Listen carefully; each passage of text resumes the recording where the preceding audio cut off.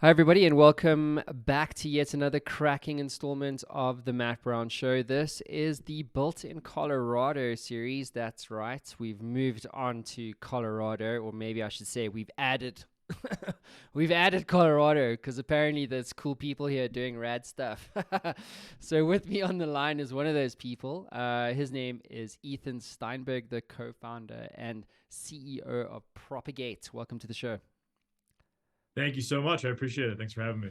It's great to actually have a local. I feel like I've been overreaching into these other states, New York, Texas, California. Now it's the real deal. Exactly. It's all the cool things that are happening locally. The scene's uh, growing. it is, right? It's there. And we must actually talk about that because it's like there was Austin. Well, firstly, there was Silicon Valley, then it was Austin. What do they call it? Silicon Hills, apparently, Austin. Now it's like coming to Denver. No one really, I don't know what's going on. We must give us like the Colorado Silicon Cap or something. I don't know. We have to give it a name. Anyway, dude, listen, thank you for being here, man. It's great to have you here. You guys are doing some awesome stuff. Had the chance to get to know you and kind of more around what you guys are doing. But for our viewers around the world, Ethan, who don't know anything about you and your founding story, why don't you just give us like a bit about your background and how this Propagate startup came to be? Yeah, of course.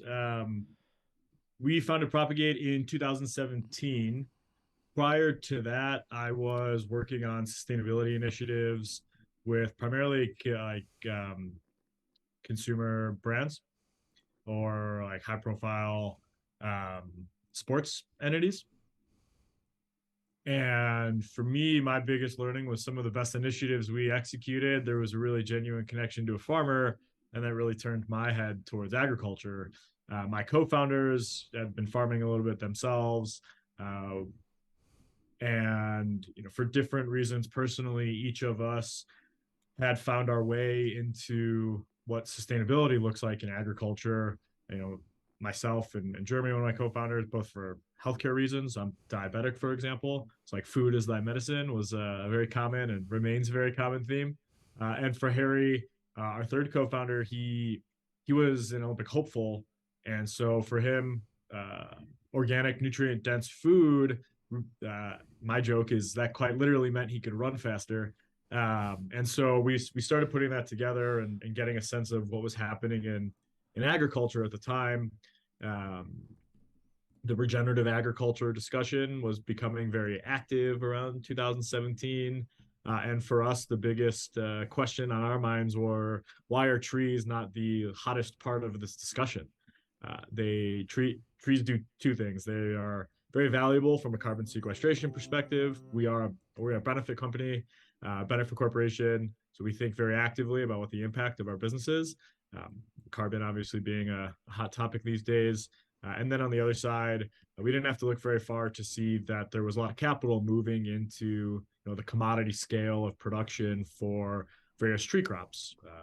Almonds and pistachios are a really easy example. hmm So, you guys are doing something called agroforestry or agri-forestry. Is that correct? What's the right word? Yeah, agroforestry. Agro. Actually, I was right the first time. See, I doubted my skills there. But I didn't actually know what the hell it was. Like I even asked you. I was like, yeah, but hang on, what is it exactly? So maybe let's get into the meat and the potatoes here, Ethan, if you wouldn't mind. So maybe I always ask, startups like, what's the problem here? So let's talk about the problem in the context of like agroforestry. Yeah, so I'll just define agroforestry for you real quick. It is the integration of fruit, nut, and timber trees with an operational farm. So some examples here is like we're bringing maybe like very wide spaced uh, trees, wide, like lower density into someone who's maybe grazing cattle. So you have basically trees and cattle. There's other examples here where you might have grains grown in the alleys between rows of trees. It's a practice called alley cropping. But a lot of this, if I were to boil it down and make it as simple as possible, it's trees on farms. But this is really done so in a way where we can integrate. So rather than have to flip the farm operation, 180 degrees different, it's just finding those areas where trees can bring some value. So what is in a simplistic form? Is this about putting trees onto existing farms? So you may be as an example, like I don't know, a dairy farm, right? So you have all these cows on this massive, farm, Mhm. and then you guys come along. And I'm using this just to maybe reframe what you've said. It's like you would plant, I don't know, trees that produce nuts, and those nuts would then become another source of income for the farm. Is that one probable use case? Yeah, that's a great example. For us, trees are very strong from an ecosystem services perspective. They sequester carbon, they increase biodiversity, they help retain water in the soil, and in as per your example, a tree that produces a nut crop, there is a line item there as far as income goes, and that becomes really important at the farm gate, and finding the areas where we can blend those two opportunities together. We can solve some of these macro level problems, climate change, lower margins on farm. We can start to bring those elements together in a way that is going to really support what we believe the future of agriculture can look like. So, how big is this problem? I mean, let's put climate change aside for now. Yeah. A lot of investors listen to the show. I know you guys have just concluded, I believe, your Series A. And we'll get into that for everyone. But what's the size of this opportunity? Yeah, so we look at it from a couple perspectives. I'll give you an acreage number here. There are about 158 million acres of farmland in the United States where you can plant and manage tree crops, and that means like there's enough annual rainfall, the soil types are correct, are valuable. That maybe say like we might look less towards arid climates, like the more desert climates where if humans stopped touching the land, it probably would not return to a forest. Um, and so, the scale there is pretty massive, is from an acreage perspective. But where we like to really think about this from an impact perspective, the magnitude of what this could mean, we're looking at, on average between 2 and 4 tons of carbon sequestered per acre per year. Now you multiply that up by the potential acreage in the States, and that's obviously a really massive market. But the value of what that means is you start to talk about offsetting, say, the entire carbon emissions of the entire agriculture industry, which is about 700 million metric tons. Hmm. So those numbers are big. They're difficult to digest because they're so big, and like any other entrepreneur, we're digesting that down into what can we really address, what's truly obtainable, and what's the timeline for what we can obtain that. And so we're looking more towards, say, the 2 million mark over the next 10 years from an acreage perspective. But of course, doing what we can to create enough infrastructure here so that there's a business ecosystem that's developing around that, obviously massive, 150 million acre metric. Mm-hmm. So, so Ethan, you said to me when I first met you, you said most farmers don't have the resources to do this themselves. Yeah. Why is that? What are when we talk about resources, what kind of resources don't they have? Unpack that for us. Yeah. And to your question earlier, I think this would probably hit what's really the problem as it relates specifically to agroforestry. So we've identified 3 major hurdles that basically keep the average farmer or landowner from having a lot of ease with transitioning to these practices. The first is around design. Where do the trees grow? What types of crops? What are the agronomic details, costs, revenues, yield projections, labor assumptions? What are those elements that are going to help us make a really strong decision about where the trees go? So that's the design element. Now we've built a software product called Overyield that is meant to help alleviate that challenge and bring that information forward in a really streamlined fashion. The Right. second hurdle is around implementation. So you can think of this. I personally like to draw a lot of parallels to the solar industry. I think it's an industry we can learn a lot from, both from the successes and failures, as that industry has really developed over the last 15 to 20 years. But from this perspective, you can think of a solar developer. Um, there's a number of resources from an operations and maintenance perspective. that reduce the risk to implement a project. Those same resources for trees, instead of solar panels, still need to exist in our market. So the project development piece, and that's establishing the trees, procuring the genetic stock from nurseries, all the way through to some of those operations and maintenance components. I think the technical resources that a farm might need to feel very comfortable with planting and managing these crops.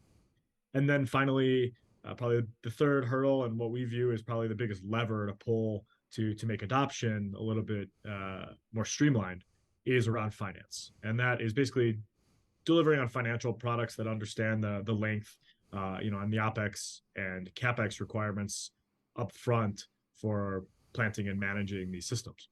Mm-hmm. So I've got your software up on screen for everybody. Go to the YouTube channel, guys, if you're catching this on the podcast. But you've got some pretty, I would say, sophisticated technology. There's a picture of a farm with different kind of like gradients and so forth, and looking at biodiversity mix, the different types of plants and so on and so forth. What is this platform? Like, what have you actually built here? Great question. We basically started, if I go back to 2017, where we really started, was basically getting in a car. We drove around the country, sat down with really any farmer that was willing to talk with us to do our customer discovery and get a sense of what their questions were, what resources they felt like they needed.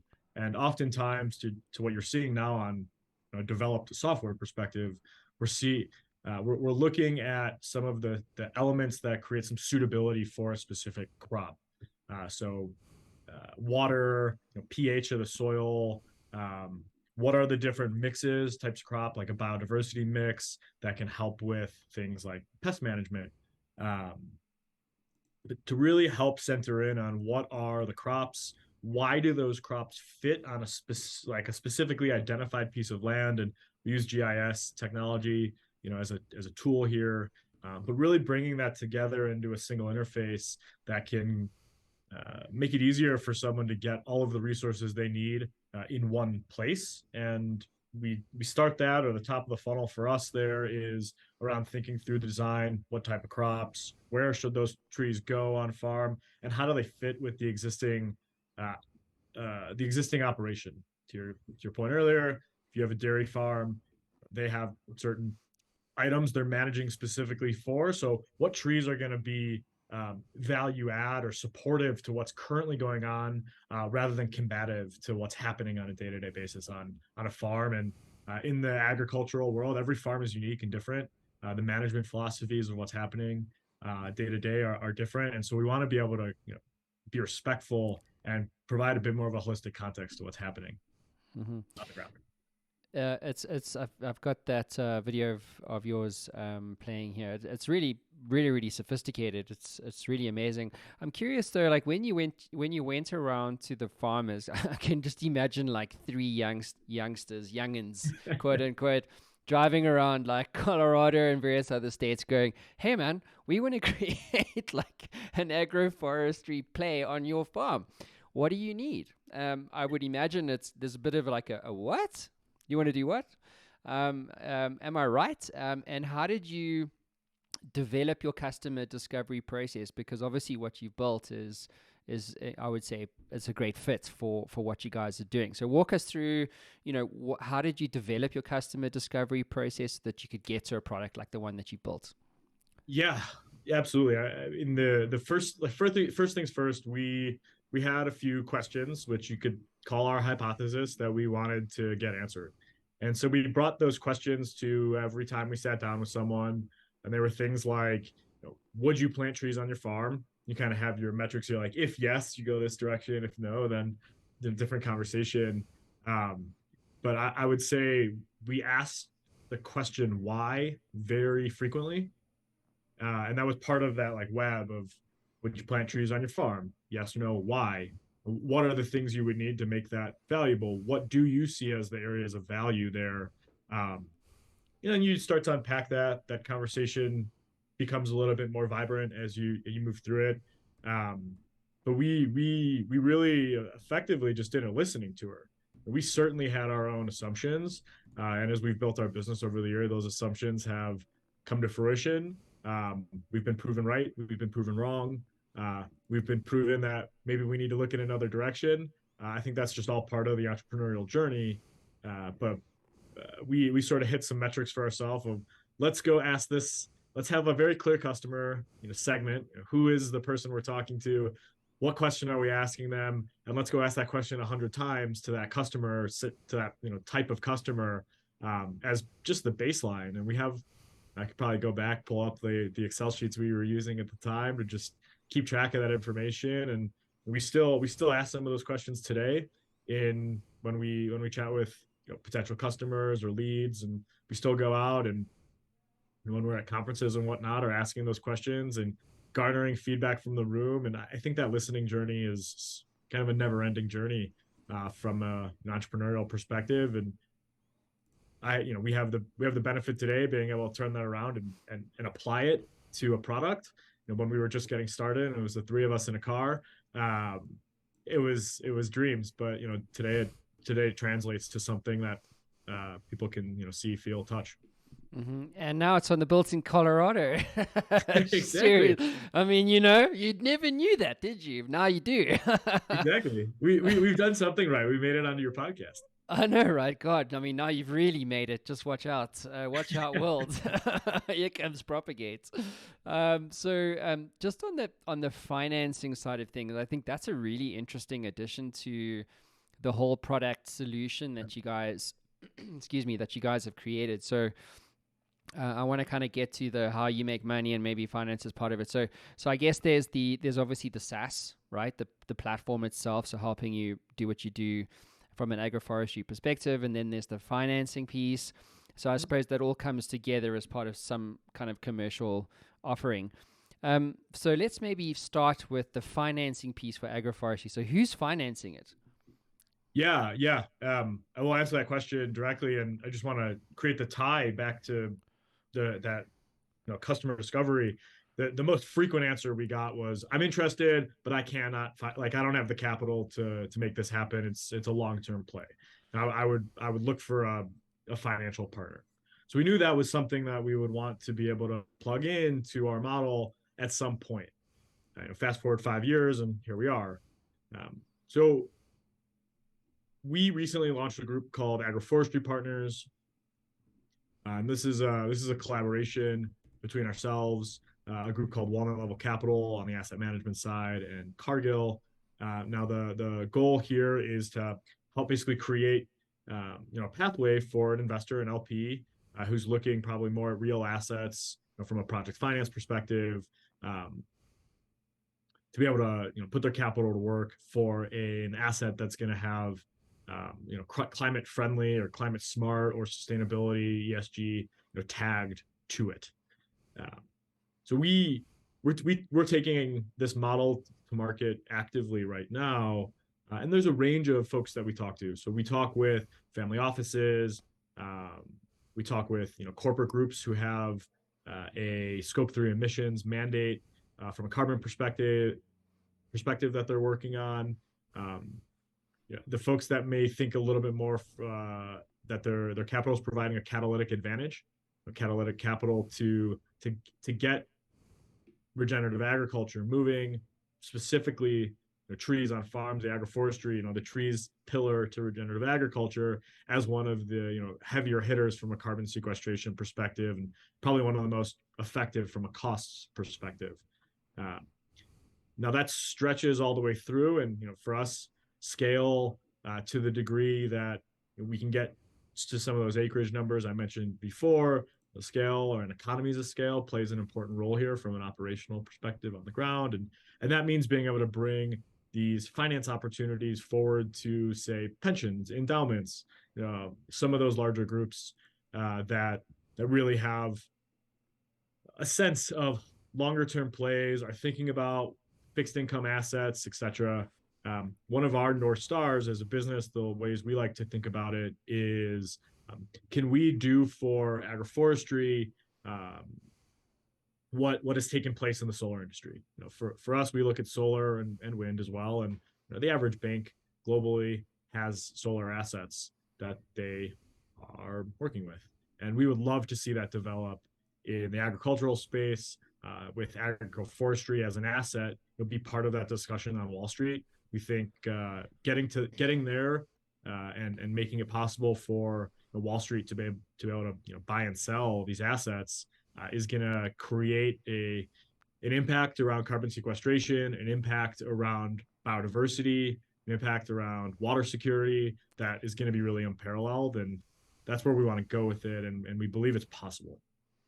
So you need investors to become part of this agroforestry partners network. Is that something that you're looking for right now? So if someone was interested in this, they have like 100,000 to invest. Would that be of interest to you guys?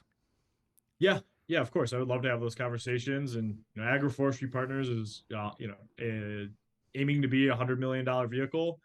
So there's plenty of room, and I'm sure we'll have folks at different sizes and scales who are plugged in. All right, cool, fantastic. So you have a very interesting founder story in that there's three of you, which is quite interesting. You're obviously the CEO. How have you managed to make effective decisions as a team around this? Because you didn't have to go into the financing space, you know what I mean? And then of course it opens up an entirely new set of challenges and also opportunities, doesn't it? And then there's the SaaS thing, and then there's all the features that go along with it, and then there's the plethora of other decisions that govern how you guys have effectively made decisions, right, to get to where you have got to. Walk us through the founding team, like who's on your team, and how do you govern decision making so that you guys can obviously create what you created so well? Yeah, I appreciate that question. I think the best way I'd frame this as far as decision making is concerned, the three of us, the three founders of Propagate, came to a conclusion very on that consent is very different than consensus as far as how we argue, make decisions, and think about the different elements of building a business.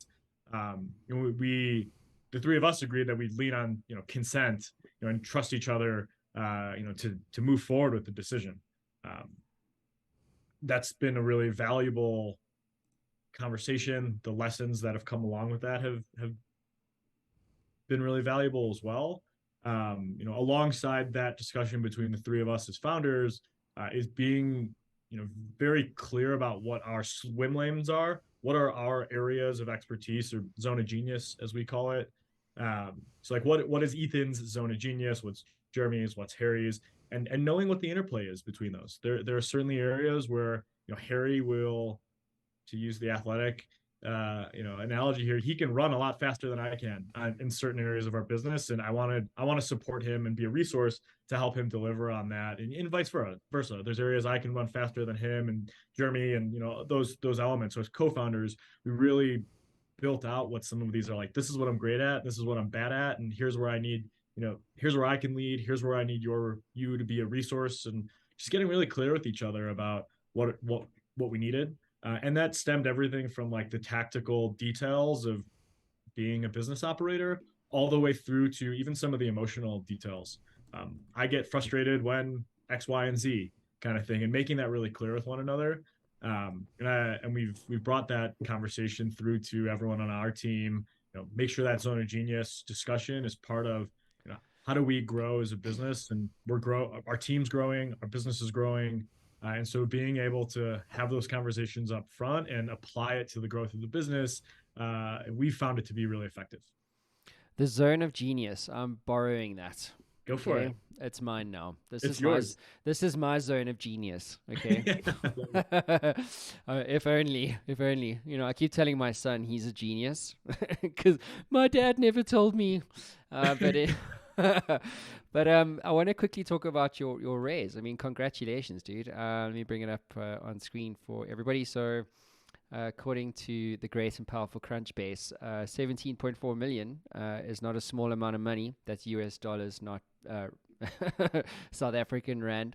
So let's talk about this. I always make this like an ongoing feature because, startups are always raising money. I've probably got like a dozen pitch decks sitting in my inbox just in the last week. And so everyone's in this kind of like funding cycle, it's like it's what you do as a startup, right? But the prevailing headwind though is, cost of capital is getting higher, markets, lots of uncertainty. Maybe there's a holding pattern in terms of the US economy right now, even though, the GDP production was up like 2.4% last quarter. It's still not as good as it was. I mean, if you went back 2 years in the middle of COVID, I don't know what's worse, then or now. But anyway, you've been successful and remarkably successful at this for something that's truly novel in the agroforestry category, as we've explored. But what was your experience closing this round, or in the process of trying to raise this round? I mean, you closed on October 7th, so that's really recently. So, what was your experience? Was it harder than you expected? Easier than you expected? Yeah, all of the above.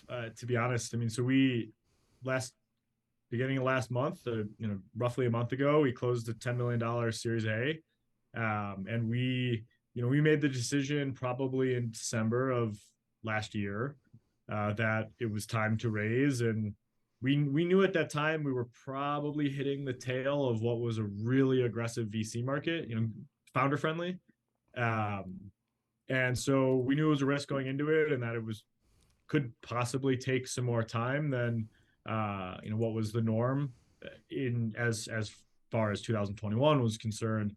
But we knew that was the risk, and we kind of just went right into it.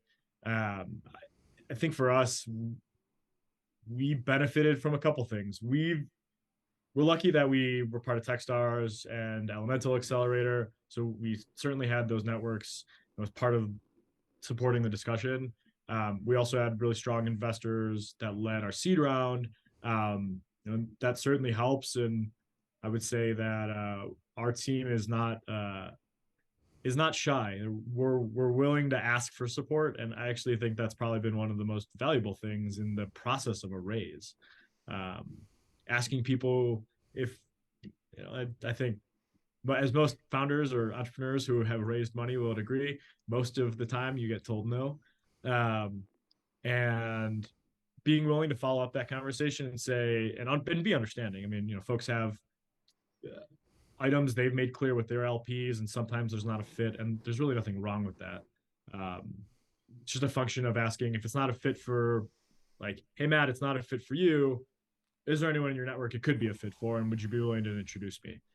Going that extra mile to ask for that support, and we've been doing that over a couple of years. We've had, this is now our second round, so kind of gone through that cycle of asking. And I think for me, probably the biggest learning is there's really not a time that's early enough to start building those relationships.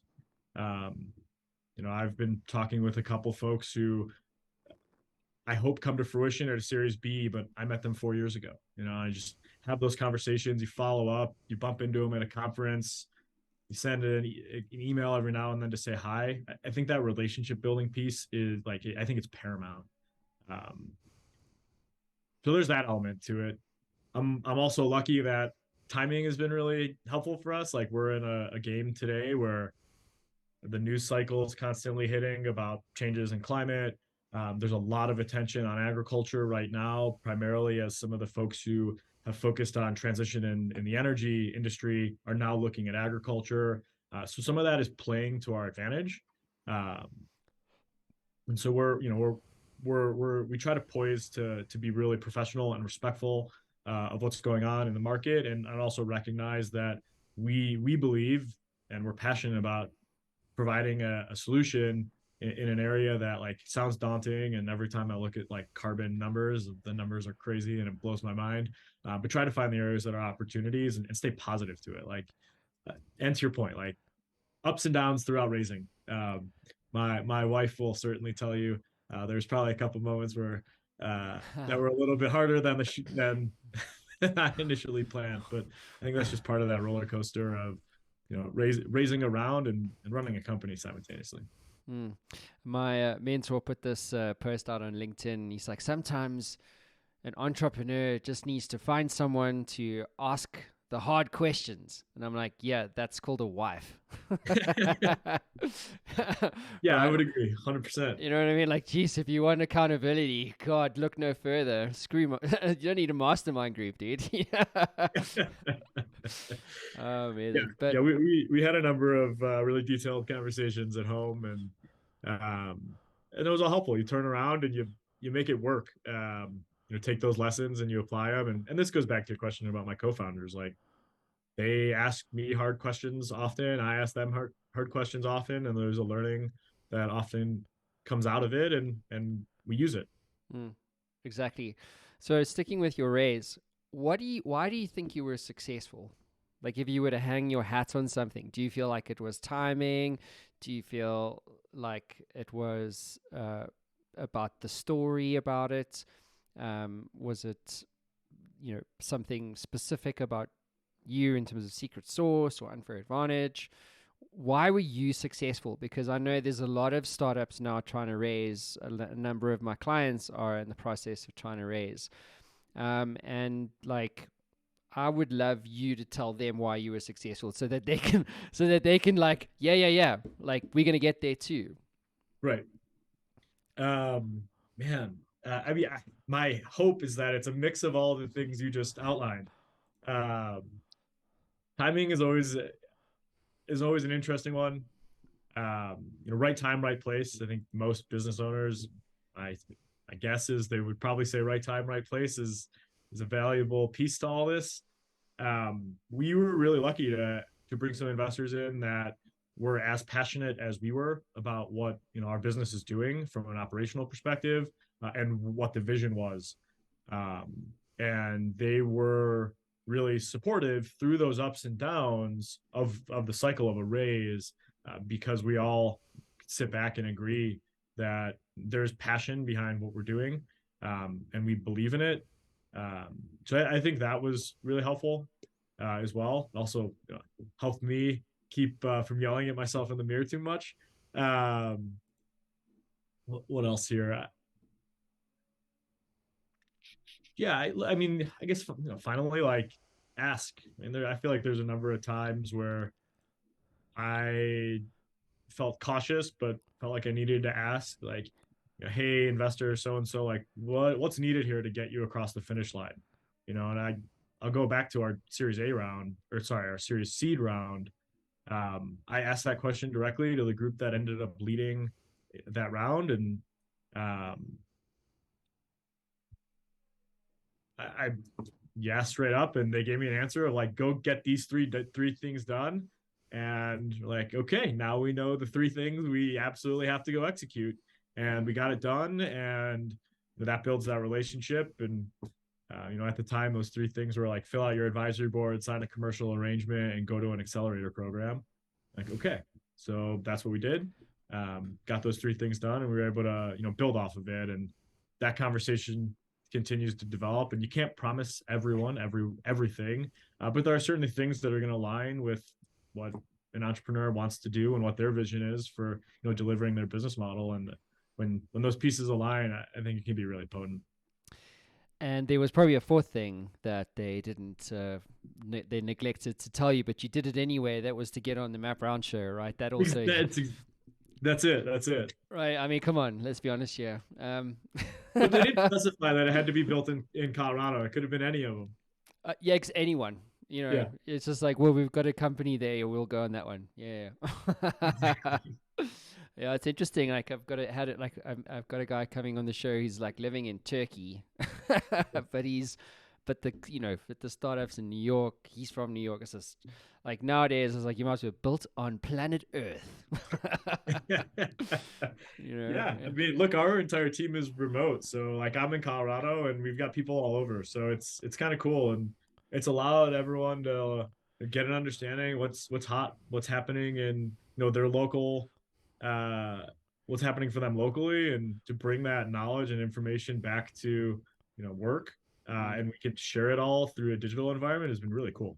Mm-hmm. So, I want to talk quickly about scale. Yeah. Excuse me. So, you've raised 17 million odd what are you going to do with it? Like, and more importantly, the context for that question is, and you can share as much as you want, I get it. But how do you scale responsibly? Because it's kind of like there is that. I would imagine there is that urge to just go cash burn. You know what I mean? And try and go for it. And that may create problems as much as as much as it is an opportunity. So first thing there is like, how do you scale responsibly with $17 million? Like, walk us through your thinking. Carefully, I think is the one word. If I were gonna put that out there, um, one of my my co-founders are similar here, but like we are all very analytical. So there's probably times where we overthink things and we like build out the model and go through it tirelessly, which is has its benefits. An Excel model can tell the story of what's happening in a business in a really straightforward way. That all being said, coming off of the $10 million Series A, we of course had to put forward a budget of what we intended to use that capital for. There's some major categories here. Finalize the software, some of the big features we want to roll out that we think will help with adoption and help make it easier for anyone to adopt an agroforestry system based off of that customer discovery. Another one is to expand the team, bring in some experts around carbon, around real assets or asset management. There's certainly those items. Plant the trees is also another one. Those are probably the three major categories, and then it starts to break down there of how do you scale up, say, this area of the business. Maybe that's your sales and marketing team, or that's your engineering team. That's all things that we're looking at. We've gone through a number of cycles because this year has been different from a macroeconomic perspective. So we've gone through and broken our model and stress tested it. The way we model, and this is actually a learning that came out of Techstars. The way we model is basically have a tab in our model that has all of the major levers. Live. Yeah, exactly. Yeah, that thing. All the major like triggers or levers that are really important. And every business has these. There's the main ones like price point, but the more detailed or nuanced ones, some of the unit economics become important. And our model is all connected to those levers. So as we change what we kind of expect or the forecast, or we change price, or we change headcount, or whatever that looks like, it'll ripple across the whole model. So it gives us the ability to forecast and really think through what's going to happen and understand what the thresholds are, what the floor and what the ceiling are going to need to be. That has been really supportive as far as making the decision to say, should more dollars be allocated to this area of the business or in this area of the business, and what's the effect? If we really turn the volume up on the number of conferences we go to, for example, what downstream, what does that mean for the total number of leads, and then connecting that all the way through to customer success and converting those leads and processing and operationally having the follow up there. So that's how we go about it. I hope that's helpful, for all listeners of some of the ways we think about really being analytical. And also maybe the last point I'll add to this, to be frank, like we're a startup, it's a model, we can only forecast so far, and shit breaks. To be honest. Yeah. So dude, like my favorite thing is like when your first company, like I distinctly remember I was running a forecast for my record label, which was the first business I ever created and I sold. I thought I could walk on water. I was like 26. I was like, yeah, I can roll. I can roll with this, baby. Do my thing. Luckily, the universe is going to fix that for me. But it's this financial business plan idea, isn't it? It's like, in month one, I make $100,000 profit, so I'm going to drag that column across or that cell across, and now I'm making 1.2. You know what I mean? And then, of course, nothing like that's ever survived first contact with the customer. It's an interesting thing, right? Trying to figure out like the unit economics. And to be quite frank with you, I would hazard a guess that like a very high percentage of startups have no idea where they are. Like They think Yeah. they're at product market fit, but they're either too early. Like they haven't figured out, like to your point, like you got 17 million, whatever it is, $1 million to drop on marketing, say. Like you Yeah. haven't figured out, like, well, I put $1 in, I'm getting $3 out. You know what I mean? And what was all that in the middle? Yeah. Yeah, I mean, one of the things we did was we looked at like, here are our assumptions right now. These assumptions should get us through the next 2 years, and then what do we want our assumptions to be in between 2 and 3 years from now? How about 3 to 5 years from now? Is that as we scale and we create more maturity around an area of our business, our costs to operate that area of the business begin to change, and so we try to model forward and like some of those units, those unit economics we thought it would take 5 years to get to a different price on something, and it's happened sooner. And that we can bring that forward into our model, but we're trying to plan for all of it. And when it goes differently than we initially thought it would, just like going back to the drawing board and saying, okay, we have more information at our fingertips. We can make a more educated guess at this point, and let's use the history of what's happened to our advantage and be smart about it. If I go back to that 2017, 2018, it was a bunch of numbers that we kind of just made up, and we're like, yeah, this all seems about accurate from what we understand now. And fast forward 5 years, we have 5 years worth of information to operate off of, and that's created a little bit more security as far as the educated decision we're making. So speaking of the future and forecasting, um, what is your vision here as a team? What's the ultimate contribution you hope to make to the world through Propagate? Yeah, I mean, I would say this: the what we're looking at. I think I mentioned, and I have this written up. Our whole team can see it. It's like, what's our 10-year target? Where we want to be in 10 years, and you can break it down 3 years, 1 years of how we're going to get there. But if we fast forward out to 10 years, we're looking at that 2 million acres of agroforestry mark. Why that's significant from an impact perspective, we believe that should enable about 8 million tons of carbon sequestered. And to my point about building an asset class, that at that scale, you'd have an asset class worth about $1 billion. Those start to get into the scale that we think you make a meaningful impact on what's happening, both from an ecological perspective, but as well as from an economic one.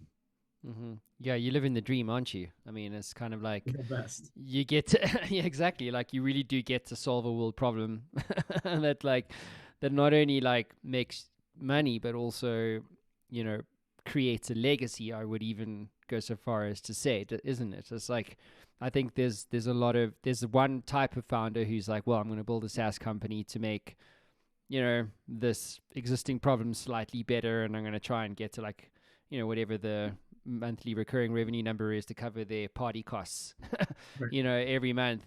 And so they're just doing it purely out of capitalistic reasons. Do you know what I mean? Like, and then you get the other type of founder who's like, well, not only am I not going to accept the premise, I'm going to completely create a new category that I'm going to own, and I'm going to really make the world a better place at the same time and make money. You know what I mean? And so it's not Right. like a delayed benefit. It's like you're doing it all at the same time. And I think that's really what's exciting from my perspective about what you guys are doing. Thank you. Yeah, we appreciate that a lot, and we feel similarly. There's a whole market to make here, and again, going back to like my what I mentioned about solar, I can imagine 20 years ago, there's someone sitting in a room saying, "Hey, if we could do all this electricity production off a different asset, what would it look like if we fast forward into the future?" And it's a big game today. Solar's no joke. Yes, indeed. We call it the mask effect. It's like change the world, baby.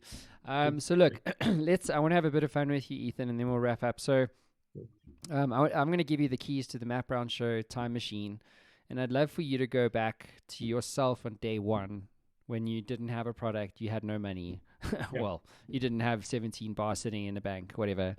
Things are obviously very different now to the way that they were back then, and you've learned a lot, you failed a lot, blah blah blah. So if you could go back to yourself on day one and give yourself a piece of advice about building Propagate, like what would that piece of advice be? Wow. That is fun. Uh, let's see. I mean, I think probably the one piece of advice I would try and give myself is like listen first, which I feel like I've done a decent job with, but the reminder is always helpful. I'll put it that way. You know, like yeah, like and I think that the listening piece comes from all angles. Listen to when something breaks in your model and it's frustrating, listen to why it is. Like dig for the meaning of what you're listening for. Um, listening to like you start building the team and you have new folks at the table, and I think a lot of entrepreneurs like struggle with handing off responsibilities of being the like, well, I did everything for however long and now I have support and resources, and listen to what those folks are highlighting and find ways to incorporate it. So if I were to try and put that one word to it would be listening. Mm-hmm. Great. So I think most people are listening to respond, not listening to understand, and that's a skill. You Yeah, know. for sure. And it's really humbling. I mean, man, Mm. there's just myself. I speak for myself here, and I assume my co-founders probably feel similarly. But there's you get feedback sometimes, and you're listening for it, and you're listening to understand, and have an opportunity there to go like, okay, that's useful, and it sometimes it hurts, sometimes it feels great to like get great to get positive feedback, and sometimes that feedback's more critical or constructive. But taking that lesson to heart and acting on it is a skill that I'm certainly still learning, and I'm sure others are as well. Well, that's how you build a great company. In my experience, is actually being able to build your whatever, because you don't. I can't, like, in the 14 startups I founded over the last 25 years, I'd say probably like 13 of those wound up solving a completely different thing. Do you Sure. know what I mean? Like, so I'm going to go there. There's, and it's like, no, no, no, you're going this way. Because the market doesn't care about what you care about. It cares about what they care about. So build yourself, build yourself a startup and a platform or a product around what the market cares about, and then that's where the magic happens. Yeah, 100%. So, Ethan, let's wrap this up. Why do you do what you do? Like, what gets you out of bed in the morning? um I I love the question, and I think you highlighted this earlier. There is an opportunity here with what we're doing to wake up every day and do something that has a really positive impact on the world. and and we can do well. We can do well financially with it. Um, if I go back to my like younger days of like everything I want to focus on from a social justice perspective or from an environmental justice perspective, try and bring that learning forward and apply it in a model that I believe is a really effective one, which is the business itself as a force. Um, one of the more effective ways to build something that's sustainable through the future, and that can stay alive. So the velocity of that is really meaningful to me. That gets me out of bed in the morning. Um, and I get to work with a lot of really smart people. I mean, wow, both from our customers to our employees to vendors we're working with. Like that's humbling. And I think one of the things I also love about being in agriculture and dealing with um, photosynthesis is like it's every day is a new journey. There's so much to learn, and so it doesn't really ever feel monotonous from that perspective. Ethan Steinberg, thanks for being on the show. Of course, thanks for having me. Cheers. Cheers, everyone. Bye.